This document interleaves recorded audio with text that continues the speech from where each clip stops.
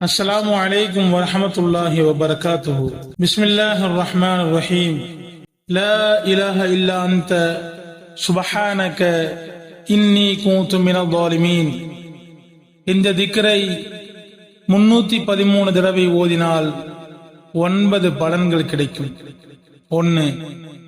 தன் குடும்பத்தில் பரக்கத் உண்டாகும். 2. கடனில்லாத மரணம் உண்டாகும். 3. தீராத நோய்க்கு மருந்தாகும். 4.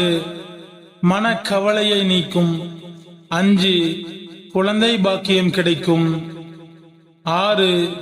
தகுந்த ஜோடி கிடைக்கும். 7. ஹலாலான ரிஸ்க் கிடைக்கும்.